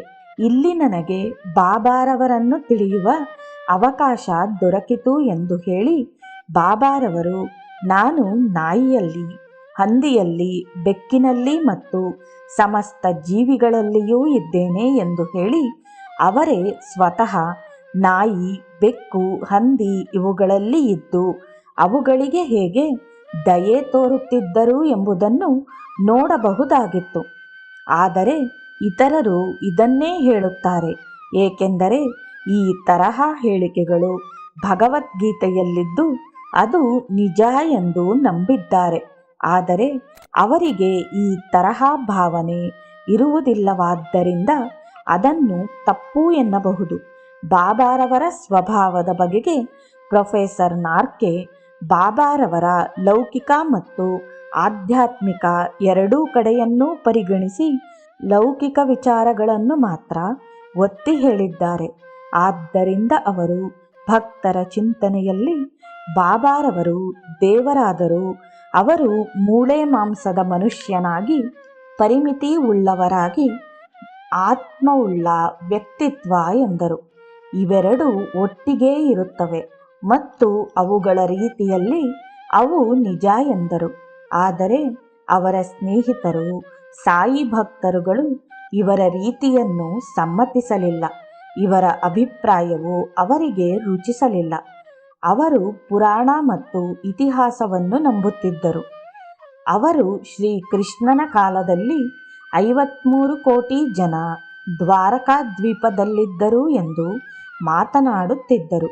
ಪ್ರೊಫೆಸರ್ ನಾರ್ಕೆಯವರು ಇದರ ಸತ್ಯತೆಯನ್ನು ಅಲ್ಲಗಳೆದು, ನಾವು ಈಗ ಇಡೀ ಭಾರತದಲ್ಲಿ 30 ಕೋಟಿ ಇರುತ್ತೇವೆ ಮತ್ತು ಭಾರತದಲ್ಲಿ ಅಷ್ಟೊಂದು ಜನಸಂಖ್ಯೆಯಾದರೆ ತಿಕ್ಕಾಟವಾಗುವುದು ಎಂದು, ಅವರು 56 ಕೋಟಿ ಜನಸಂಖ್ಯೆ ಇರಲಿಲ್ಲ ಎಂದರು.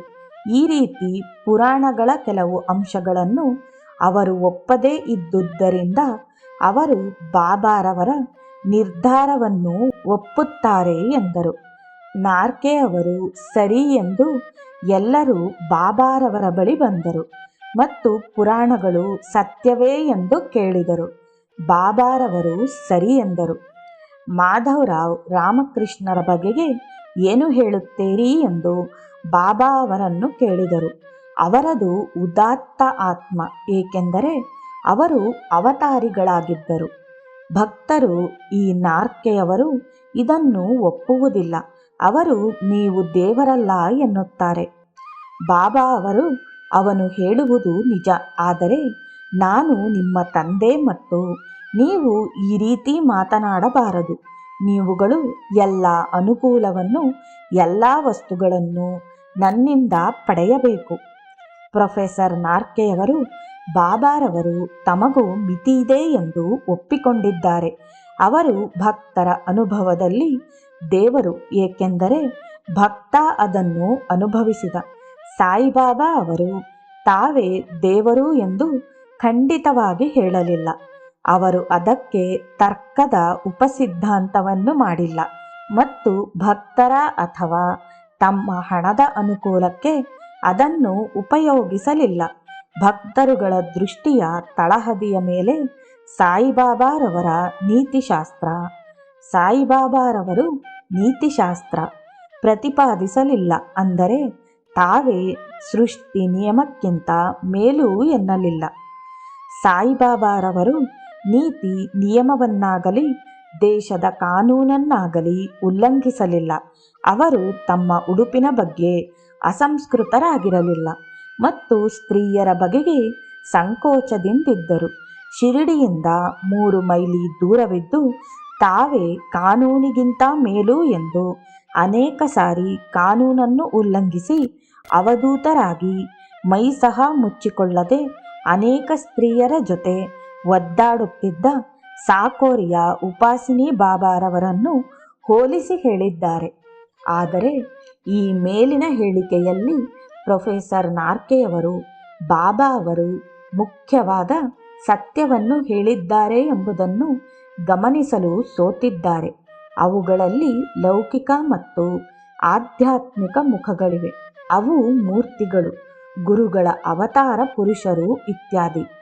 ಅವರುಗಳಿಗೆ ಲೌಕಿಕ ಮತ್ತು ಆಧ್ಯಾತ್ಮಿಕ ಮುಖಗಳಿವೆ. ಯಾರಾದರೂ ಇವರಿಂದ ಅನುಕೂಲ ಪಡೆಯಲು ಅವರುಗಳು ಲೌಕಿಕದ ಕಡೆಗೆ ಅಂಟಿಕೊಂಡರೆ ಅವರು ಅಗಾಧವಾದ ತಪ್ಪು ಮಾಡುತ್ತಾರೆ. ಏಕೆಂದರೆ ಪರಿಮಿತಿ ಎನ್ನುವುದು ಲೌಕಿಕಕ್ಕೆ ಮಾತ್ರ. ಅದರ ಬದಲು ಅವರು ಮೂರ್ತಿಗಳಲ್ಲಾಗಲಿ ಅವತಾರ ಇತ್ಯಾದಿಗಳಲ್ಲಿ ದೈವಿಕತ್ವವನ್ನೇ ಚಿಂತಿಸಿದರೆ ಒಳ್ಳೆಯದು. ಅದನ್ನು ಬಾಬಾರವರು, ನಾನು ನಿನ್ನ ತಂದೆ, ನಿನ್ನ ಎಲ್ಲ ಅನುಕೂಲ ಮತ್ತು ವಸ್ತುಗಳನ್ನು ನನ್ನಿಂದ ಪಡೆಯಬೇಕು ಎಂದಿದ್ದುದು ಬಾಬಾರವರು ಎಲ್ಲ ಭಕ್ತರ ತಂದೆ. ಆದರೆ ದೇವರೆಂದು ಭಾವಿಸಿದರೆ ಎಲ್ಲರಂತೆ ಅವರಿಗೆ ಪಿತೃವಾತ್ಸಲ್ಯ ಇತ್ತು. ಮಕ್ಕಳು ತಂದೆತನವನ್ನು ಭಾವಿಸಿದರೆ ಬಾಬಾ ಎಲ್ಲ ಸಹಾಯವನ್ನೂ ಮಾಡುತ್ತಾರೆ. ಅವರ ಪ್ರೇಮಕ್ಕೆ ತಮ್ಮ ಪ್ರೇಮ ಹಿಂದಿರುಗಿಸುತ್ತಾರೆ ಮತ್ತು ಅವರ ದಯಾಪೂರಿತ ದೃಷ್ಟಿ ಅವರನ್ನು ಪ್ರೀತಿಸುವವರೆಲ್ಲರ ಮೇಲೆ ಇದೆ. ಲೌಕಿಕಕ್ಕೆ ತಿರುಗಿದರೆ ಆ ಪ್ರೇಮಕ್ಕೆ ಭಂಗ ಎಂದು ನಾಶವಾಗುತ್ತದೆ. ಇದೇ ಮುಖ್ಯವಾದ ತತ್ವ. ಬುದ್ಧಿವಂತರಾದ ಪ್ರೊಫೆಸರ್ ನಾರ್ಕೆ ಇದನ್ನು ಅಲಕ್ಷಿಸಿದರು. ಸುಮಾರು 2 ಪೀಳಿಗೆ ಹಿಂದೆ ಇಂಗ್ಲಿಷ್ ಮನುಷ್ಯ, ಪ್ರೆಸಿಡೆನ್ಸಿ ಕಾಲೇಜಿನ ಪ್ರೊಫೆಸರ್, ಭೂವಿಜ್ಞಾನ ಶಾಸ್ತ್ರಜ್ಞ ಇದ್ದ. ಅವನ ಭೂಗರ್ಭಶಾಸ್ತ್ರ ಮತ್ತು ಮನುಷ್ಯಶಾಸ್ತ್ರ ಇತ್ಯಾದಿ ಅಧ್ಯಯನ ಮಾಡುತ್ತಾ ಒಂದು ಹಳ್ಳಿಗೆ ತನ್ನ ಸುತ್ತಿಗೆ ಹಿಡಿದುಕೊಂಡು ಒಂದು ಹಳ್ಳಿಯಲ್ಲಿ ಕುದುರೆ ಆಕಾರದ ಮಣ್ಣಿನ ಮೂರ್ತಿ ದೇವಸ್ಥಾನದ ಮುಂದಿರುವುದನ್ನು ನೋಡಿ ಅದರ ಮಿಶ್ರಣ ಏನಿದೆ ಎಂದು ತಿಳಿಯಲು ಆ ಕುದುರೆಗಳ ಮೂಗನ್ನು ಕತ್ತರಿಸಿದ. ಹಳ್ಳಿಗರು ಇದನ್ನು ನೋಡಿ ಕುಪಿತರಾಗಿ ಗುಂಪು ಕಟ್ಟಿಕೊಂಡು ಈ ಪ್ರೊಫೆಸರ್ ಹತ್ತಿರ ಧಾವಿಸಿ ಬರುತ್ತಿದ್ದರು. ಅವನು ಜೀವ ಉಳಿದರೆ ಸಾಕು ಎಂದು ಓಡಿದ. ಇದೇ ರೀತಿ ಯಾರಾದರೂ ಪವಿತ್ರ ಸ್ಥಳವಾದ ತಿರುಪತಿ ಶ್ರೀನಿವಾಸರ ಪ್ರತಿಮೆ ನೋಡಿ ಆ ಪ್ರತಿಮೆಯ ಮಿಶ್ರಣವನ್ನು ಪತ್ತೆ ಹಚ್ಚಲು ಅಂದರೆ ಅದು ಯಾವ ವರ್ಗಕ್ಕೆ ಸೇರಿದೆ ಎಂದು ಪತ್ತೆ ಹಚ್ಚಲು ಅದರ ಕೆಲವು ಭಾಗವನ್ನು ಕತ್ತರಿಸಿದರೆ ಅದು ಯಾವ ವರ್ಗಕ್ಕೆ ಸೇರಿದೆ ಎಂದು ಪತ್ತೆ ಹಚ್ಚಲು ಅದರ ಕೆಲವು ಭಾಗವನ್ನು ಕತ್ತರಿಸಿದರೆ ಅದು ಯಾವ ವರ್ಗಕ್ಕೆ ಸೇರಿದೆ ಎಂದು ತಿಳಿಯಬಹುದು. ಆದರೆ ಸಾಮಾನ್ಯ ವರ್ಗದವನು ಭೂಗರ್ಭದಲ್ಲಿ ಪವಿತ್ರವಾದ ಮೂರ್ತಿಯ ಪರೀಕ್ಷಣೆ ಮಾಡಿ ಅದರ ಮಿಶ್ರಣ ಏನು ಎಂದು ತಿಳಿದರೆ ಅದು ತಿಳಿಗೇಡಿತನ ಮತ್ತು ಅದನ್ನು ಪ್ರಯತ್ನಿಸಿದುದು ಹಾಳಾಗುತ್ತದೆ. ಶಾಸ್ತ್ರಗಳು, ಮೂರ್ತಿಗಳು, ಸಂತರ ಇತ್ಯಾದಿ ವಿಷಯಗಳಲ್ಲಿ ಅವುಗಳ ಭೌತಿಕ ಸ್ವರೂಪವನ್ನು ವಿಚಾರಿಸಬಾರದು. ಅವುಗಳ ವಸ್ತು ಮತ್ತು ಜೀವ ಹೆಣೆದುಕೊಂಡು ಪವಿತ್ರವಾದ ವ್ಯಕ್ತಿಯು ಅವರ ಬಳಿ ಸಾರಿದಾಗ ಭೌತಿಕ ಸ್ವರೂಪದ ಬಗೆಗೆ ಚಿಂತಿಸುವುದು ದುಃಖಕರ ಸಂಗತಿ. ಬಾಬಾರವರೇ ಸ್ವತಃ ಇದೇ ಅಭಿಪ್ರಾಯವನ್ನು 1910ರಲ್ಲಿ ಹೇಳಿದರು. 1910 ಅಥವಾ 1911ರಲ್ಲಿ ಅವರ ಪ್ರಖ್ಯಾತಿ ಬೊಂಬಾಯಿ ಪ್ರಾಂತ್ಯದಲ್ಲೆಲ್ಲ ಹರಡಿತು. ರೆವಿನ್ಯೂ ಕಮಿಷನರ್ ಕರ್ಟಿಸ್ ಅವರ ಪತ್ನಿಗೆ ಮಕ್ಕಳಿಲ್ಲದುದರಿಂದ ಮಕ್ಕಳ ಭಾಗ್ಯ ಪಡೆಯಲು ಶಿರ್ಡಿಗೆ ಹೋಗಲು ಇಚ್ಛಿಸಿದರು. ಜೊತೆಗೆ ರೆವಿನ್ಯೂ ಕಮಿಷನರ್ ಸಹ ಬಂದರು. ಅವರು ಕಲೆಕ್ಟರ್, ಡೆಪ್ಯೂಟಿ ಕಲೆಕ್ಟರ್ ಮತ್ತು ಅನೇಕ ಅಧಿಕಾರಿಗಳು ಶಿರ್ಡಿಯ ಹತ್ತಿರ ಬರುತ್ತಿದ್ದರು. ಅದರಲ್ಲಿ ಮುಖ್ಯಸ್ಥನಾದ ಸರ್ ಜಾರ್ಜ್ ಸಮಮೋರ್ ಕರ್ಟಿಸ್ ಅವರಿಗೆ ಬಾಬಾರವರಲ್ಲಿ ನಂಬಿಕೆ ಇರಲಿಲ್ಲ. ಅವರು ಶಿರ್ಡಿಗೆ ಹೋಗಿದ್ದೇ ಅಲ್ಲಿ ಹೆಸರುವಾಸಿಯಾದ ಬಾಬಾರವರನ್ನು ನೋಡಿದ ಎಂದು ಹೇಳಿಕೊಳ್ಳಲು ಮಾತ್ರ ಬಂದಿದ್ದ. ಅವನ ಮನೋಇಂಗಿತವನ್ನು ತಿಳಿದ ಬಾಬಾ ಆ ಗುಂಪು ಬರುತ್ತಿದ್ದಾಗ ಮಸೀದಿಯಲ್ಲಿ ಬಾಬಾರವರು, ರಾಸ್ಕಲ್ ನನ್ನನ್ನು ನೋಡಲು ಬರುತ್ತಿದ್ದಾನೆ, ನನ್ನಲ್ಲಿ ಏನಿದೆ, ನಾನು ಸಾಮಾನ್ಯ ಮನುಷ್ಯ, ಅವಯವಗಳ ಬೆತ್ತಲೆ ಸತೀಶ ಎಂದರು. ಜನಗಳಿಗೆ ಅದು ಅರ್ಥವಾಗಲಿಲ್ಲ. ಕೂಡಲೇ ಅಧಿಕಾರಿ ತಂಡವು ಕರ್ಟಿಸ್ ಮತ್ತು ಅವರ ಪತ್ನಿಯೊಳಗೊಂಡು ದ್ವಾರಕಾಮಾಯಿಯ ಮುಂದೆ ನಡೆದರು. ಅವರು ಚಾವಡಿಗೆ ಹೋಗಿ ಅಲ್ಲಿಗೆ ಬಾಬಾರವರನ್ನು ಕರೆಸಬೇಕೆಂದಿದ್ದರು. ಇದು ಸಾಧ್ಯವಾಗುತ್ತಿರಲಿಲ್ಲ, ಏಕೆಂದರೆ ಯಾರಿಗೂ ಅದರ ಅಧಿಕಾರವಿರಲಿಲ್ಲ. ಚಾವಡಿಯ ಮುಂದೆ ನಡೆದು ಹೋಗುತ್ತಿದ್ದ ಶ್ರೀಮತಿ ಕರ್ಟಿಸ್ ಬಾಬಾರವರ ಹತ್ತಿರ ಮಾತನಾಡಲು ಬಯಸಿದರು. ಬಾಬಾರವರು ಅರ್ಧ ತಾಸು ತಡೆಯಿರಿ ಎಂದು ಹೊರಟು ಪುನಃ 10 ನಿಮಿಷಗಳಲ್ಲಿ ಹಿಂತಿರುಗಿ ಬಂದರು. ಅವಳು ಪುನಃ ಬಾಬಾರವರ ಹತ್ತಿರ ಮಾತನಾಡಲು ಅಪೇಕ್ಷೆ ಪಟ್ಟಳು. ಬಾಬಾರವರು 1 ತಾಸು ಕಾದಿರಿ ಎಂದರು. ಅಧಿಕಾರಿಗಳಿಗೆ ತಾಳ್ಮೆ ಮೀರಿತು. ಶ್ರೀ ಕರ್ಟಿಸ್ ಅವರು ಸಾಯಿಬಾಬಾರವರನ್ನು ನೋಡಿ ಆಯಿತು ಎಂದು ಅಲ್ಲಿಂದ ಹೊರಟರು. ಶ್ರೀಮತಿ ಕರ್ಟಿಸ್ ಅವರ ಇಚ್ಛೆ ಅಂದರೆ ಬಾಬಾರವರ ಆಶೀರ್ವಾದದಿಂದ ಮಗು ಪಡೆಯುವ ಇಚ್ಛೆ ಪೂರೈಕೆ ಆಗಲೇ ಇಲ್ಲ. ಪ್ರೊಫೆಸರ್ ನಾರ್ಕೆ 4 ಮಾರ್ಗಗಳಾದ ಯೋಗ, ಕರ್ಮ, ಜ್ಞಾನ ಮತ್ತು ಭಕ್ತಿ ಇವುಗಳ ಒಳ್ಳೆಯ ವಿಶ್ಲೇಷಣೆ ನೀಡಿದ್ದಾರೆ ಮತ್ತು ಅವರು ಉಪನಿಷತ್ ಬ್ರಹ್ಮಸೂತ್ರಗಳನ್ನು ತಿಳಿಯಲು ಯೋಗ ಮತ್ತು ಕರ್ಮ ಮಾರ್ಗವನ್ನು ಬಾಬಾರವರು ಆಜ್ಞಾಪಿಸಲಿಲ್ಲ. ಜ್ಞಾನ ಮಾರ್ಗವನ್ನೂ ಸಹ ಆಜ್ಞಾಪಿಸಲಿಲ್ಲ. ಅವರ ರೀತಿ ಇದಾಗಿರಲಿಲ್ಲ. ಬಾಬಾರವರು ಎಲ್ಲ ವ್ಯಾಮೋಹಗಳನ್ನು ತೊರೆದಿದ್ದಾರೆ, ಏಕೆಂದರೆ ಅವರೇ ಈ ಪ್ರಪಂಚದ ಮತ್ತು ಬೇರೆ ಪ್ರಪಂಚ ನೀಡಬಹುದಾದ ದೊರೆಯಾಗಿದ್ದರು. ಏಕೆಂದರೆ ಅವರಿಗೆ ಅತ್ಯಾಶ್ಚರ್ಯಕರವಾದ ಸಿದ್ಧಿ ಮತ್ತು ಶಕ್ತಿಗಳಿದ್ದವು. ಆದ್ದರಿಂದ ಅವರ ವೈರಾಗ್ಯ ನಿಜವಾದ ವೈರಾಗ್ಯವೇ ಆಗಿತ್ತು. ಅವರು ನಿಷ್ಕಾಮ ಕರ್ಮದಿಂದ ನಿರಂತರವಾಗಿ ಜನಗಳ ಸೇವೆ ಮಾಡುತ್ತಿದ್ದರು. ಪ್ರೊಫೆಸರ್ ನಾರ್ಕೆ ಪ್ರಕಾರ ಭಕ್ತಿ ಮಾರ್ಗವೇ ಇತರ ಸಂತರ ಹಾಗೆ ಅವರಿಗೆ ಮುಖ್ಯವಾಗಿತ್ತು. ಅವರ ಲಕ್ಷಣಗಳೇನು, ಧ್ಯೇಯವೇನು? ಮೊದಲಿಗೆ ಗುರುಭಕ್ತಿ, ನಂತರ ಗುರುವಿನ ಸೇವೆ ಮತ್ತು ದೇವರ ಸೇವೆಯೇ ಮುಖ್ಯ ಲಕ್ಷಣಗಳಾಗಿದ್ದವು.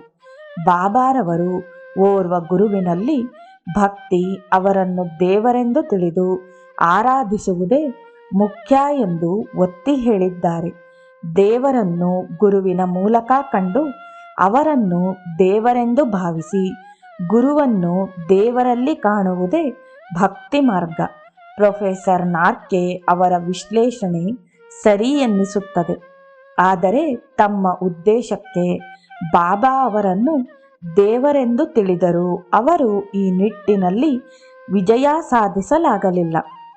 ಬುದ್ಧಿವಂತಿಕೆಯನ್ನು ಕೆಲವು ವೇಳೆ ಹೊಗಳಬೇಕಾದ್ದೆ, ಆದರೆ ನಿಜ ಜೀವನದ ಉದ್ದೇಶಕ್ಕೆ ಎಲ್ಲವನ್ನೂ ಬುದ್ಧಿವಂತಿಕೆಯಿಂದ ನೋಡುವುದು ಬಾಬಾ ಅವರ ರೀತಿ.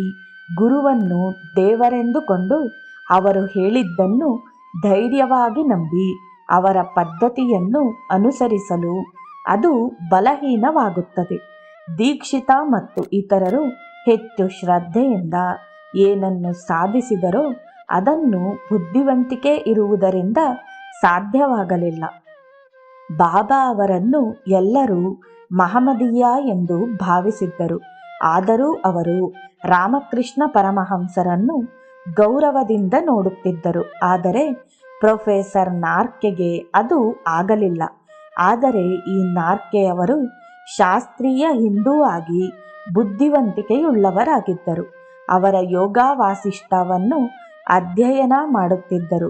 ಯೋಗ ವಾಸಿಷ್ಠದ ಬಗೆಗೆ ಬಾಬಾರವರಿಗೆ ಹೇಳಲು ಏನು ಇತ್ತು? ಯೋಗ ವಾಸಿಷ್ಠದ ಕೆಲವು ಭಾಗದಲ್ಲಿ ದೇವರಲ್ಲಿ ನಿಕಟ ಸಂಬಂಧವಿಟ್ಟುಕೊಳ್ಳದ ವಿಷಯ ಇದೆ. ಪ್ರೊಫೆಸರ್ ನಾರ್ಕೆ ಅದನ್ನು ಓದುತ್ತಿರುವಾಗ ಒಂದು ವಾಕ್ಯವು ಇದಕ್ಕೆ ಸಂಬಂಧಿಸಿದುದಾಗಿದೆ. ಬಾಬಾರವರು ನಾರ್ಕೆಯವರಿಂದ 15 ರೂಪಾಯಿ ದಕ್ಷಿಣೆ ಕೇಳಿದರು. ನಾರ್ಕೆಯವರು, ಬಾಬಾ, ನನ್ನಲ್ಲಿ ಹಣ ಇಲ್ಲವೆಂದು ನಿಮಗೆ ತಿಳಿದಿದೆ, ನನ್ನನ್ನೇಕೆ ದಕ್ಷಿಣೆ ಕೇಳುತ್ತೀರಿ ಎಂದರು. ಬಾಬಾರವರು, ಹೌದು, ನನಗೆ ತಿಳಿದಿದೆ, ಆದರೆ ನೀನು ಈಗ ಶ್ರೇಷ್ಠವಾದ ಗ್ರಂಥವನ್ನು ಓದುತ್ತಿರುವೆ, ಆದ್ದರಿಂದ ನನಗೆ 15 ರೂಪಾಯಿ ದಕ್ಷಿಣೆ ಕೊಡು ಎಂದರು. ಆದ್ದರಿಂದ ನನಗೆ 15 ರೂಪಾಯಿ ದಕ್ಷಿಣೆ ಕೊಡು ಎಂದರು. ನಾರ್ಕೆ ಅವರಿಗೆ ಬಾಬಾ ಅಂತರ್ಯಾಮಿ ಎಂದು ತಿಳಿದಿತ್ತು. ಬಾಬಾರವರ ಮಾತುಗಳು ಯೋಗ ವಾಸಿಷ್ಠದಲ್ಲಿ ವಿಶೇಷವಾಗಿರುವ ಮನುಷ್ಯನ ವ್ಯಕ್ತಿತ್ವದಲ್ಲಿರುವ 15 ಭೂತಗಳನ್ನು ಎಂದು ತಿಳಿದು ಮತ್ತು ಅವುಗಳನ್ನು ಬಾಬಾರವರಿಗೆ ಹೃದಯದಲ್ಲಿ ಅವರು ಅಂತರ್ಯಾಮಿ ಎಂದು ಅರ್ಪಿಸಿದರು. ಅಂದರೆ ಅವರು ಬಾಬಾರವರಲ್ಲಿ ಲಯವಾಗಬೇಕೆಂದು ಅರ್ಥ. ಇದು ಬುದ್ಧಿವಂತಿಕೆಯ ತಿಳುವಳಿಕೆ. ಈ ಪ್ರೊಫೆಸರ್ ನಾರ್ಕೆಯವರು ಸಂಪ್ರದಾಯದವರಾಗಿ ಮನೆಯಲ್ಲಿಯೇ ಪರಿಶುದ್ಧವಾದ ಅವತಾರ ಮೂರ್ತಿಗಳನ್ನು ಪೂಜಿಸುತ್ತಿದ್ದರು. ಆದರೆ ಅದರಿಂದ ಲಯದ ಸ್ಥಿತಿ ಹೊಂದಲಾಗಲಿಲ್ಲ. ಬಾಬಾರವರು ತಮ್ಮನ್ನು ತಿಳಿಯುವುದಕ್ಕೆ ಸಾಕಷ್ಟು ಅವಕಾಶಗಳನ್ನು ನಾರ್ಕೆ ಅವರಿಗೆ ಒದಗಿಸಿದರು. 1916ರಲ್ಲಿ ಶಿರಡಿಯಲ್ಲಿ ಪ್ಲೇಗ್ ಬಂದಾಗ ಸಾಮಾನ್ಯವಾದ ಪ್ರಸಾದ ಹಲ್ವಾ, ಅವುಗಳನ್ನು ನೈವೇದ್ಯಕ್ಕೆ ದ್ವಾರಕಾಮಾಯಿಗೆ ತರುತ್ತಿರಲಿಲ್ಲ. ಆಗ ಬಾಬಾರವರು ನಾರ್ಕೆ ಅವರನ್ನು ಸಿಹಿ ಅಂಗಡಿಗೆ ಹೋಗಿ ಹಲ್ವಾ ತೆಗೆದುಕೊಂಡು ಬಾ ಎಂದರು. ನಾರ್ಕೆಯವರು ಸಿಹಿ ತಿಂಡಿ ಅಂಗಡಿಗೆ ಹೋಗಿ ಮಾಲೀಕನಿಗೆ ಬಾಬಾರವರ ಆಜ್ಞೆ ತಿಳಿಸಿದರು. ಆಗ ಅವಳು ತನ್ನ ಪತ್ನಿಯ ಮೃತದೇಹವನ್ನು ತೋರಿಸಿ ಆಗ ತಾನೇ ಪ್ಲೇಗ್ನಿಂದ ಗತಿಸಿದ್ದು ನಾರ್ಕೆಯವರಿಗೆ ಕಪಾಟಿನಲ್ಲಿರುವ ಸಿಹಿ ತಿಂಡಿ ತೆಗೆದುಕೊಳ್ಳಲು ಹೇಳಿದಳು. ಅವರು ತೆಗೆದುಕೊಂಡರು. ಅವರು ಅದನ್ನು ಪ್ರಸಾದ ಎಂದು ಕೊಟ್ಟ ತಮಗೆಲ್ಲ ಪ್ಲೇಗ್ ಅಂಟಿಕೊಳ್ಳುವುದೇ ಎಂದು ಭಯಭೀತರಾಗಿ ನಡುಗುತ್ತಿದ್ದರು. ಆಗ ಬಾಬಾರವರು, ನೀನು ಶಿರಡಿಯಿಂದ ಹೊರಗಡೆ ಇದ್ದರೆ ಬದುಕುವೆ ಎಂದು ತಿಳಿದಿರುವೆಯಾ ಮತ್ತು ಶಿರಡಿಯಲ್ಲಿದ್ದರೆ ಸಾಯುವೆ ಎಂದು ತಿಳಿದಿರುವೆಯಾ? ಅದು ಹಾಗಲ್ಲ. ಯಾರು ಸಾಯಬೇಕೋ ಅವರು ಸಾಯುವರು, ಯಾರನ್ನು ರಕ್ಷಿಸಬೇಕೋ ಅವರನ್ನು ರಕ್ಷಿಸಬೇಕು ಎಂದು ಆ ಹಲ್ವವನ್ನು ಬಾಬಾ ಪ್ರಸಾದ ಎಂದು ಎಲ್ಲರಿಗೂ ಕೊಟ್ಟರು. ಯಾರಿಗೂ ಪ್ಲೇಗ್ ಅಂಟಿಕೊಳ್ಳಲಿಲ್ಲ. ಆಗ ನಾರ್ಕೆ ಬಾಬಾರವರ ಅದ್ಭುತ ಜ್ಞಾನ, ಪ್ಲೇಗ್ ಅಪಾಯವನ್ನು ತಡೆದ ರೀತಿ, ಜನಗಳಿಗೆ ಸರಿಯಾದ ಮಾರ್ಗದರ್ಶನ ನೀಡಿ ಸಾಮಾನ್ಯ ಮಾನವರು ಈ ತರಹ ಜ್ಞಾನ ಹೊಂದಿಲ್ಲ ಎಂದು ಮನಗಂಡರು. ಬಾಬಾರವರು ನಿಜವಾಗಿಯೂ ಅತಿ ಮಾನವ, ಅಂದರೆ ದೇವಸ್ವರೂಪಿ. ಬಾಬಾ ಅವರಿಗೆ ಶಿರಡಿಯಲ್ಲಿ ಕಾಲರ ಇದೆ, ಅದನ್ನು ಹೇಗೆ ತಡೆಯುವುದು ಎಂಬುದರ ಜ್ಞಾನ ಇದ್ದಿತು. ಅವರ ಕಾಲನ್ನು ನೀವುತ್ತಿದ್ದವನು ಕುಷ್ಠರೋಗಿ. ಅವರು ನಿಜವಾಗಿಯೂ ಕುಷ್ಠರೋಗವನ್ನು ತಡೆದು ಅದನ್ನು ದೂರ ಇಡಬಲ್ಲವರಾಗಿದ್ದರು. ಊದಿಯನ್ನು ಸಾಮಾನ್ಯವಾಗಿ ರೋಗಿಗಳ ಬಾಯಿಗೆ ಹಾಕುತ್ತಿದ್ದರು. ಕೆಲವು ವೇಳೆ ಅವರ ಪಕ್ಕದಲ್ಲಿದ್ದ ಕುಷ್ಠರೋಗಿಯೇ ತನ್ನ ಕೈಯಿಂದ ಧ್ವನಿಯಿಂದ ಊದಿ ತೆಗೆದು ಕೊಡುತ್ತಿದ್ದ. ಎಲ್ಲರೂ ಅದನ್ನು ಸ್ವೀಕರಿಸುತ್ತಿದ್ದರು. ಆದರೂ ಯಾರಿಗೂ ಯಾವ ತೊಂದರೆಯೂ ಆಗಲೇ ಇಲ್ಲ. ಆದ್ದರಿಂದ ನಾರ್ಕೆ ಅವರಿಗೆ ಬಾಬಾರವರ ದೈವಿಕ ಜ್ಞಾನ ಮತ್ತು ದೈವಿಕ ನಿಯಂತ್ರಣವನ್ನು ನೋಡುವ ಸಂದರ್ಭಗಳು ಇದ್ದವು. ಆದರೆ ಅವರು ಅಷ್ಟು ಆಳವಾದ ವಿಶ್ವಾಸ, ಗಾಢ ಪ್ರೀತಿಯನ್ನು ಹೊಂದದೇ ಇದ್ದರು. ದೀಕ್ಷಿತ, ಪುರಂದರೆ ಮತ್ತು ಇತರರಂತೆ ನಾರ್ಕೆ ಇರಲಿಲ್ಲ. ಇಲ್ಲಿಗೆ ಭಾಗ 3ರ 8ನೇ ಅಧ್ಯಾಯವು ಸಮಾಪ್ತಿಯಾಯಿತು. ಶ್ರೀ ಸಮರ್ಥ ಸದ್ಗುರು ಸಾಯಿನಾಥ್ ಮಹಾರಾಜ್ ಕಿ ಜೈ.